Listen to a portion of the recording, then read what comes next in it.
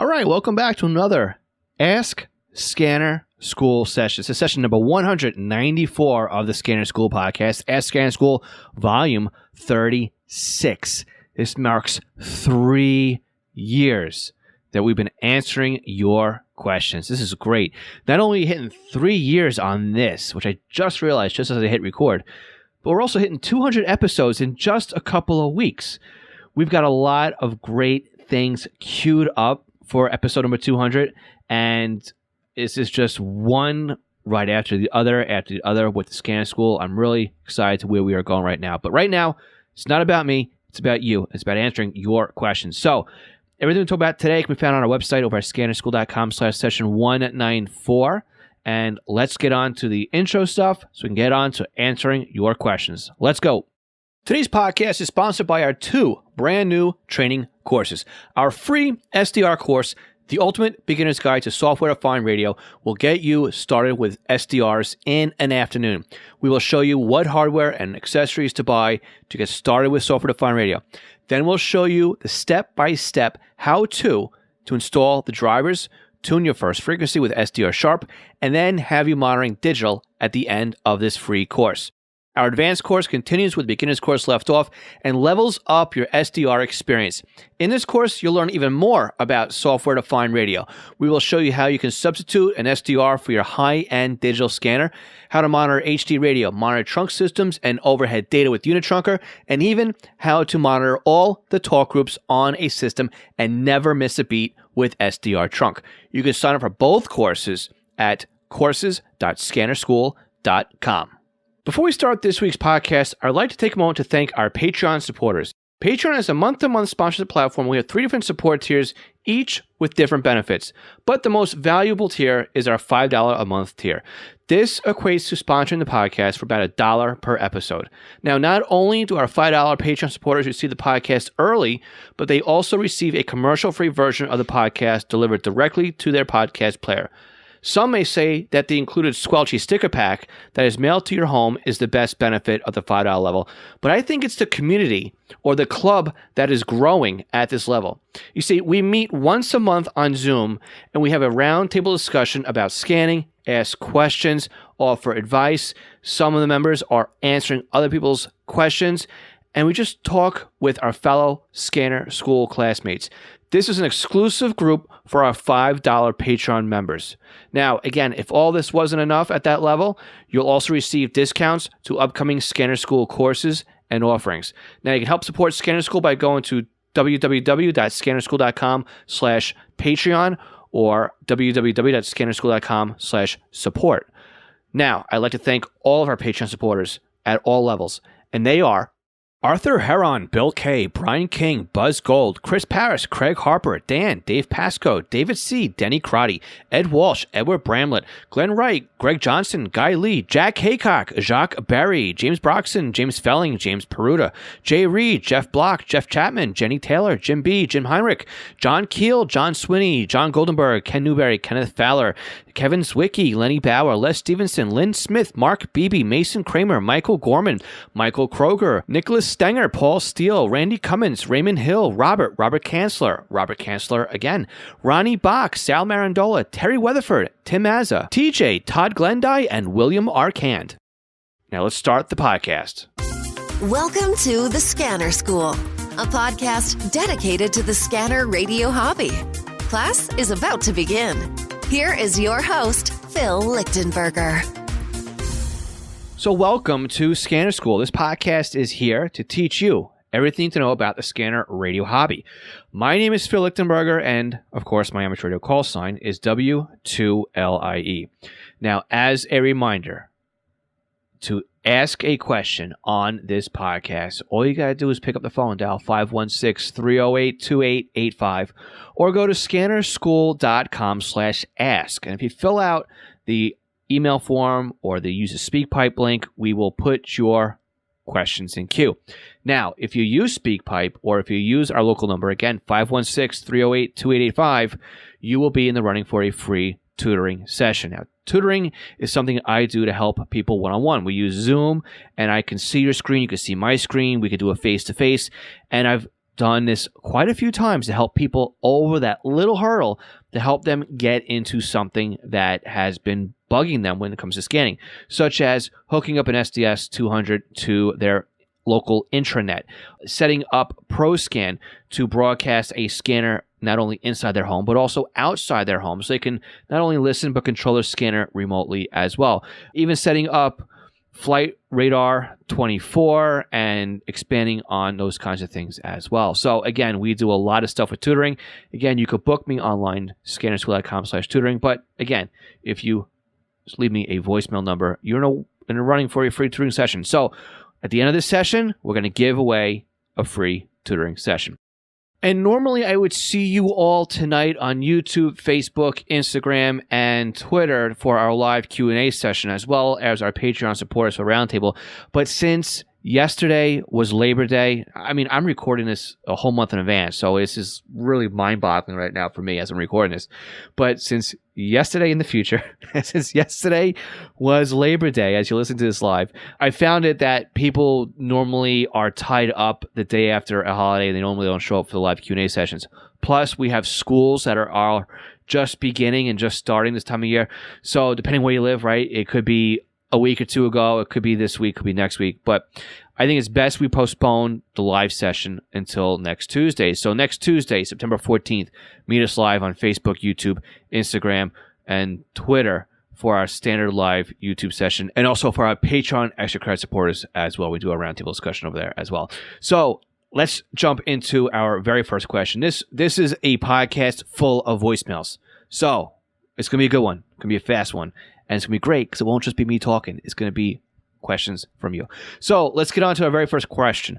Rick, go ahead. You're up first to start this podcast. Hey, Phil. My name is Rick.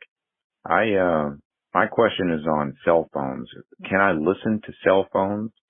But how do I determine the frequency that the phone is using? All right. Thank you very much. All right, Rick, this is a good question, and this is one that I normally don't see too often.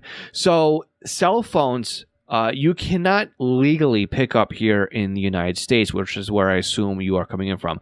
So there was a act that was passed by Congress. This isn't even a FCC ruling. This came from Congress. And I believe it was part of an act from 1986, but I could be wrong about that. But the long and short of it was basically any scanner that was sold in 1992 could not be modified or made to receive the cellular broadcasting ban. And any radio that was currently in production at that point by 1994 had to be modified so that it couldn't be done.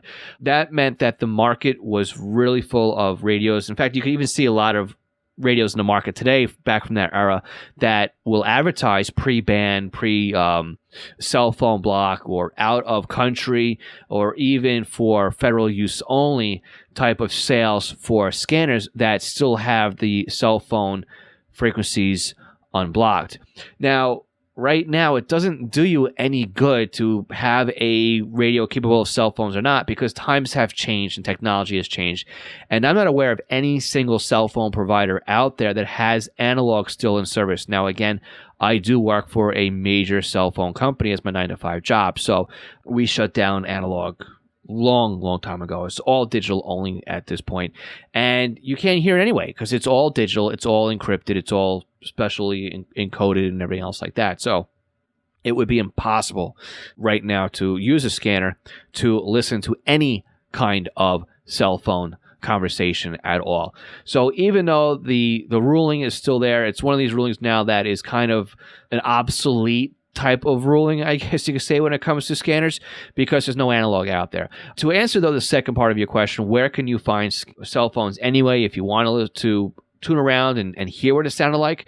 You can look around the 860 megahertz range.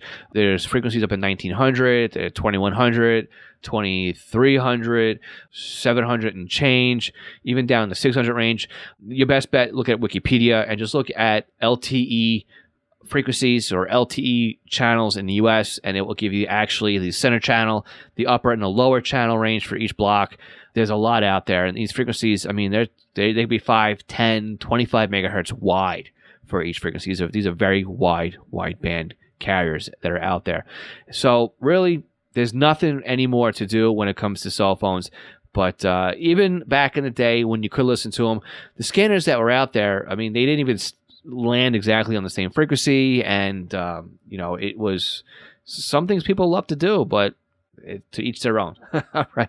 So with that, it's one of these not going to happen.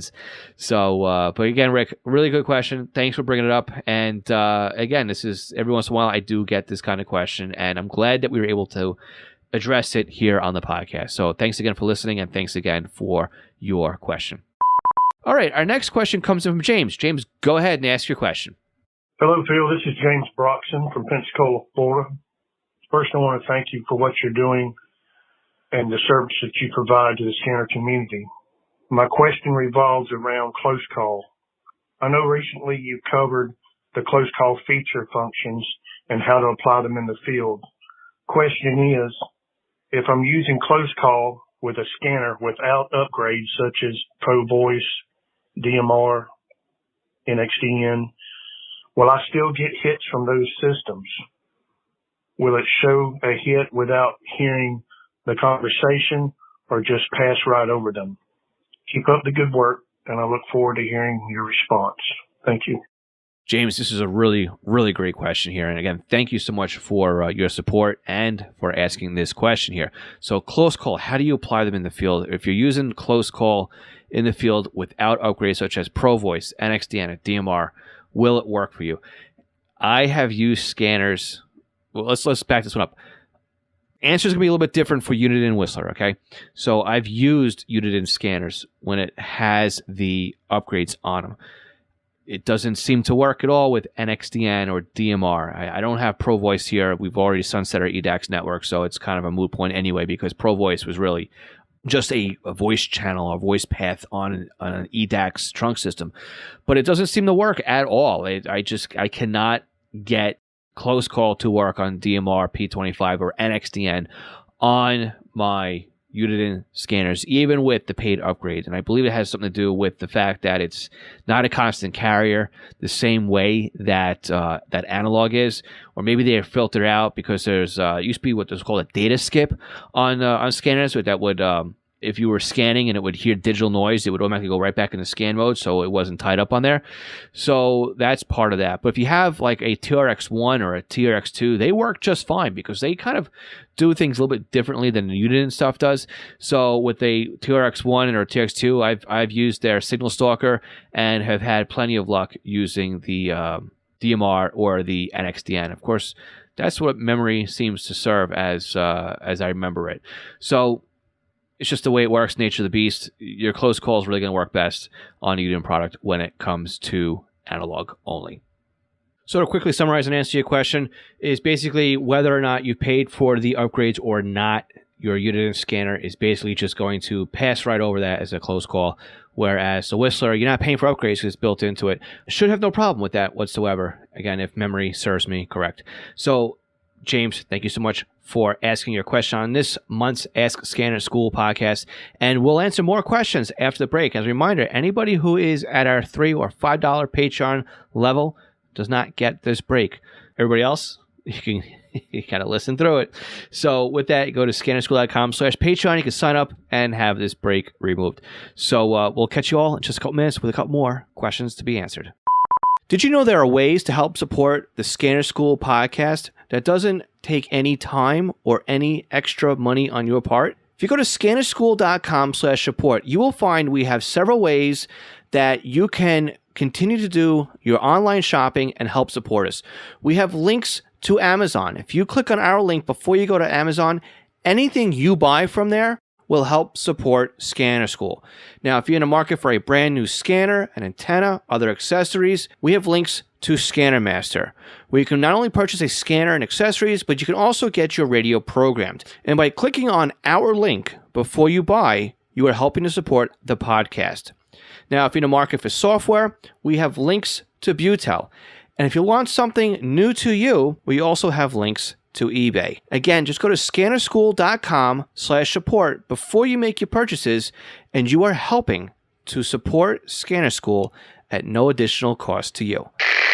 This session of Scanner School is sponsored by East Coast Pagers. Now, East Coast Pagers is one of my online companies, and we are a Unication, Apollo, and Swiss phone dealers serving the North American market. Now, if you're looking for a personal use pager or one for your department, we can get you a quote at the very best prices. So why does a company like East Coast Pagers support Scanner School? I think that every scanner radio user should at least put one pager in their collection of radios. The reason why is very simple. It frees up your scanner to just do scanning, and then you have one radio that's dedicated to your local fire activity. Now, with a pager, you can have voice storage. You can do tone outs. You can keep it silent. You can go back the next day and listen to what you've missed overnight. It's more than you can do with an out-of-the-box scanner. And with today's pagers having multiple frequencies and even having multiple channels in a scan list, like the Unication G1 can do 8 channels in a scan list. It has 64 memory channels, and out of the box, it comes with 11 minutes of stored voice and a desktop charger. The G2s to G5s, they do P25 Phase 1 and Phase 2 in simulcast environments with stored voice, paging on conventional and P25. Oh, and they're upgradable too to DMR Type 1 and Type 2. They are more rugged than today's consumer-based scanners. And with a pager like a Swiss phone S-Quad, you won't even realize you're wearing one. It'll help keep you informed as to what's going on in your neighborhood. So again, eastcoastpagers.com or contact me directly, Phil at eastcoastpagers.com. Do you have a new scanner? You're having problems understanding how it works? Maybe you're new to the entire Home Patrol database of programming and you can't figure out Sentinel. Did you get a new SDR and you're trying to figure out how to install it? Or you want to learn how to use Unitrunker, DSD+, maybe set up a PieAware, or even just make some changes and you don't understand how this system and the equipment works? The podcast might be great for you, but maybe you need a little bit more of one-on-one help with setting something up. I'm available to do just that with you with our private tutoring sessions. You can book me online by going to scannerschool.com/consulting for a 1-hour session. And it's great because we can actually share computer screens remotely, and I can guide you through step by step as if I was sitting right next to you. So again, book me for an hour at scannerschool.com/consulting for your scanner radio one-on-one tutoring session. National Communications Magazine is your personal library of scanner, CB, GMRS, FRS, MURS, and two-way radio articles written by the best minds in the business over the past 3 decades. Your NatCom personal online access account allows you to download the newest issues of America's Hobby Radio magazine, as well as back issues too. So visit natcommag.com to download your free sample issues and sign up today. That's natcommag.com for National Communications Magazine. Okay, so our third question of the month comes in from Jim. Now, Jim has been a guest on the podcast before and has asked the questions many a times, and it's always great to have another question from Jim on the podcast. So, Jim, go ahead with your question. Hello, Phil. Jim Peruta calling. I have a question for you. I just installed a new scanner antenna up in my attic, and I brought the cable down through the attic, down into the basement, and over to my scanner. I got an extra 10, 15 feet of cable now before the scanner. What do I do with it? Do I cut it off and put a new connector on? Do I loop it back and forth? Or do I coil it up in a circle?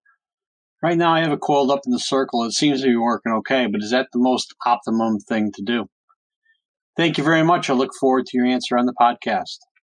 Jim, really good question. So really the follow-up would be is what kind of coax did you use? Is it RG6? Is it LMR? Is it something else that you used? It all depends really what we're going to look at here and how you're going to do it. So typically we like to circle the coax, right? You don't want to put any sharp bends in the coax because you don't want a chance, breaking the center conductor is really what happens here. But again, if you end up circling the coax, you can actually make an RF choke out of it as well, which is something that you may not want to do. But I think what we're listening to here, VHF, UHF, it's really not going to be a problem. Just put a nice casual bend in it here as well. But let's sit down, let's do some math, and let's figure out really, is it worth cutting it off and putting a new connector on the end of it or leaving it as is? So let's take a quick visual here. I'm going to just read this out loud for you so you can see what's going on when we look at the different types of coax and what 15 or 10 feet actually costs you. Okay, so simple LMR 400 at 450 megahertz at 10 feet is going to cost you 0.3 dB of loss. Your cable is 93.9% efficient. It's really minimal at this point. Now, if we up it to 850 megahertz, still at 10 feet, you're at about a half a dB of loss on there, or kill run efficiency is 91.7%. It's so minimal, this might as well just be a jumper at this point, right? I wouldn't even worry about it. So let's take a look at RG6 and see what RG6 would cost you if that's what you're using. So RG6 is a little bit worse at 450 megahertz. It's actually 0.7 dB loss, or 87.1% efficient. And if we change this over here to 850 megahertz, we're going to find out we've actually lost 1 full dB, and the kill run efficiency is 82.2 feet. Here's what I say to you. 10 feet, put a nice little coil in there, tape it up, right? Worst case is if you ever move anything, you've got 10 extra feet to play around with. You're going to want that anyway. Something changes, you got to pull on something, or maybe you want to move things around your desk in the future. It's not hurting you right now too bad, all right? I wouldn't cry over these last 10 feet here. I know it sounds like a lot. It can go across the room, but there may be a time and a place, in the future where you're going to say, hey, I wish I had that, right? So, like I said, put it behind the desk, coil it up, use some electrical tape on there so that it doesn't get kinked, doesn't get run over, doesn't get pinched behind a dresser, those kinds of things. And I think you'll be all right. I think you'll be pretty good with this one. By the time you take off a new connector, put a new one on, mess around with it, the whole deal, it just may not be worth its time, to be honest with you. Personally, I like to leave a little bit of extra coax on both ends of my run, just enough. I mean, things go bad, just maybe, especially outside, right? You may want a little bit of extra there. This way, if something gets water in it, or you've got to change something on the mount, especially, again, in the shack too, things can change in the future, and you decide you want to spin everything around 180, and that's what you're going to do there as well. So, hey, leave it alone. It's all good. And again, thank you so much for asking your question. Okay, we got another one coming right up. All right, question number 4 comes in from Joe Curtis. Joe, go ahead with your question. Hello, Phil. My name is Joseph Curtis. Call sign is KD9CXU. I was on the podcast before. I've asked a couple questions, and then I was on the podcast in regards to railroad monitoring. Couple questions about P25 systems. I've read on Radio Reference in a couple of posts that there are new TDMA Phase 2 control channels on a couple systems. I'm just wondering if that's going to be a future standard, or if that's just going to be implemented on a few systems.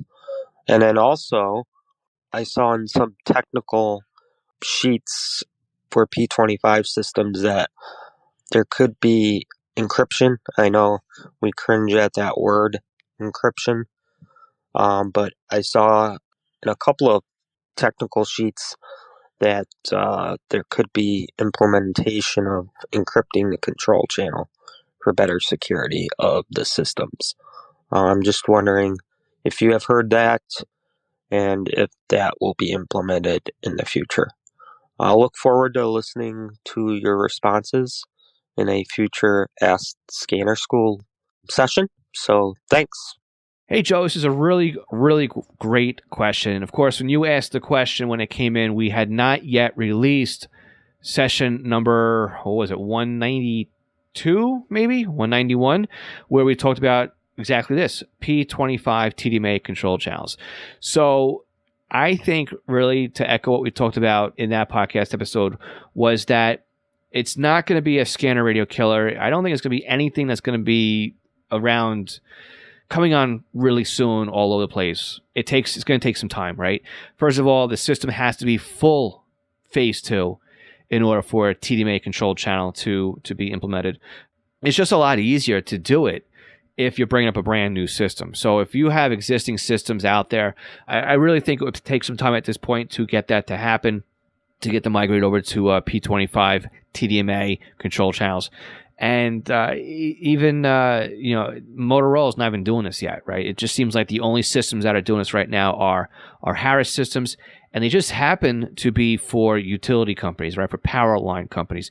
It may just be that these are the first two that are getting built, and it just might happen to be that it's coincidental that happens. And we'll have to see. We'll have to see what happens with the next Harris system that is brought online, and see if this is just what Harris is doing going forward. And they're going to end up doing that. But as far as encryption goes on the control channel, again, I didn't really do much research in this, but part of me says I don't know how well widespread this would end up being, because, again, P25 is a interoperable, right, type of protocol where you can bring a radio onto the network and it should be able to understand what the channel mapping is and the step sizes are and how to get on that network and everything else when you bring a radio in there.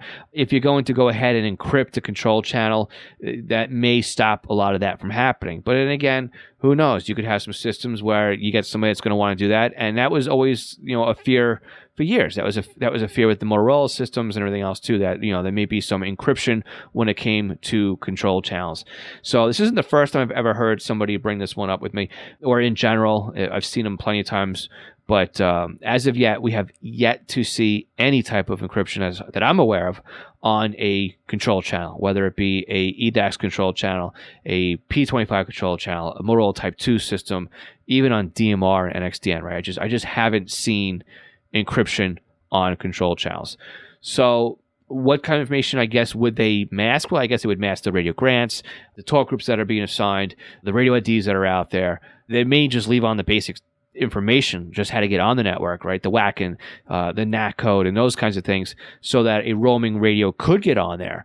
But I don't know. I haven't seen anything yet that would support that or anything else. But again, we could be talking about a whole new story in the next couple of years, right? We just don't know what the radio gods will bring us. So, Joe, really great having you back on the podcast again. Thank you for being a guest back in the day and talking rail fanning with us. That was a really great podcast episode as well. And look forward to hearing more from you in the future. Thanks again for asking your question.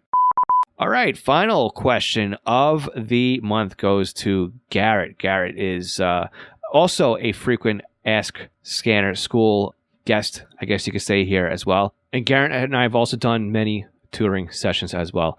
So, Garret, it's great to hear from you again. Why don't you go ahead and ask your question? Hey, Phil, it's Garret here in the San Francisco Bay Area. I've been a long-time listener and really enjoy your podcast. I have a question for you. If you were to look up on radio reference San Francisco City and County, there's a Motorola Type 2 smart system here in San Francisco. And in that smart system, if you look at the police talk groups, you'll notice that they have broken out a dispatch mobiles and a service portables. And just sort of generally as a radio operator, I think of a mobile and portable as two different types of radios, sort of a handy-talkie and one that would be more sort of a desktop-based-esque form factor. But I'm curious why they would break those two services out into different talk groups and why a distinction like that. Thanks very much for all the work you do, Phil, and look forward to hearing from you. Hey, Garret.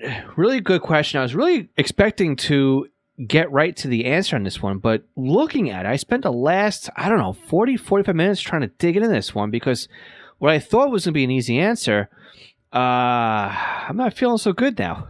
So for anybody who's playing along at home or in your car or you're out for a walk or whatever, it looks like looking at the San Francisco City Type 2 system, which is the old analog system, which looks like they're now moving things over to a P25 network.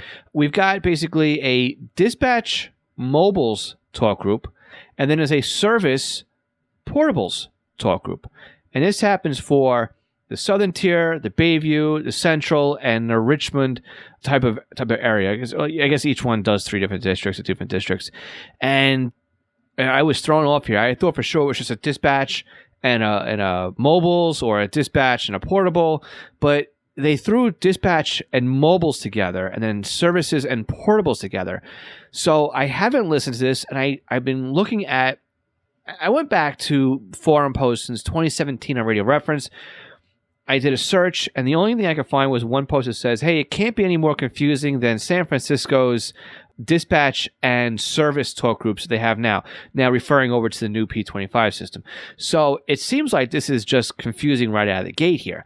Well, what I was expecting to see here is what happens in New York City with the FDNY, and they actually have what's called a mixer. So what happens with the FDNY is you have a repeater, right? You've got inputs, and the field units, right? The mobiles and the portables will transmit on the input of the repeater.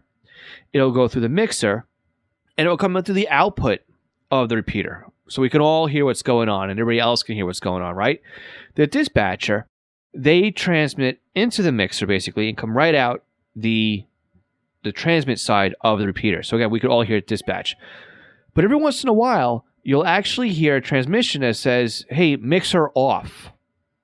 And what that basically means is that the dispatcher is now not allowing the mobile units or the portable units to come through the output of the repeater.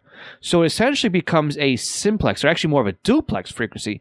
So the mobile units are still keying up on the same channel they would normally going to key up on, which is the input to the repeater, and they're still receiving on the output of the repeater, but there's no true repeater in play here. It really is a duplex system.